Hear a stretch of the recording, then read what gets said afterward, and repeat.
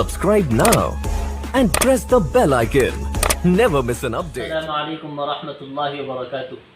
ایک سوال یہ کیا گیا ہے کہ کیا مرد اپنی بیوی کے ساتھ باجماعت نماز ادا کر سکتا ہے یا نہیں؟ تو جواباً عرض یہ ہے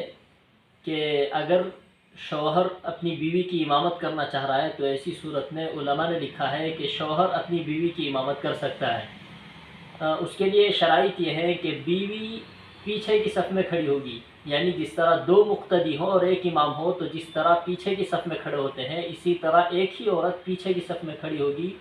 اس کی داہنی جانب نہیں کھڑی ہوگی، اور اقامت بھی خود شوہر ہی کہے گا اور نماز بھی پڑھائے گا۔ اس طریقے سے اگر بیوی بالکل پیچھے والی صف میں کھڑے ہو کر شوہر کی امامت کے تحت میں اپنی نماز ادا کرنا چاہے تو ادا کر سکتی ہے، اگرچہ کہ فرض نماز ہی ہو۔ اور اگر بیوی کے ساتھ بچے بھی ساتھ میں ہیں تو ایسی صورت میں اگر ایک لڑکا ہے تو اس کو اپنے بازو کھڑا لینا چاہیے، جیسے کہ ایک امام ایک مقتدی کی صورت میں کیا جاتا ہے، اور بیوی پیچھے صف میں کھڑی ہوگی جس طرح دو مقتدیوں کے ہونے کی صورت میں بیوی پیچھے کھڑے ہوتی ہے، لیکن ایک لڑکا ہو تو پیچھے کھڑا ہوگا۔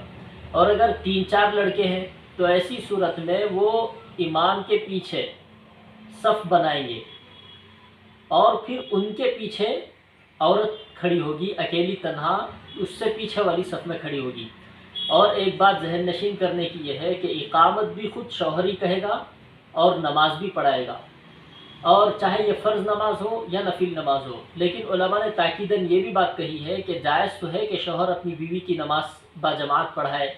اس سے جماعت کا ثواب مل جائے گا، یعنی تنہا پڑھنے کے مقابلے میں جماعت کی جو فضیلت ہے وہ تو حاصل ہوگی، لیکن مسجد جانے کا جو مستقل ایک ثواب ہے اور وہاں کثرت جماعت کی وجہ سے جو ثواب ملتا ہے، اس ثواب سے تو بہرحال محرومی ہوتی ہے۔ ایک تو یہ کہ آدمی اپنے گھر سے وضو کر کے نکلے اور مسجد کی طرف قدم بڑھائے تو ہر قدم پر جو نیکی ملنے کا ثواب نبی صلی اللہ علیہ وسلم نے ارشاد فرمایا، اس سے محرومی ہوگی۔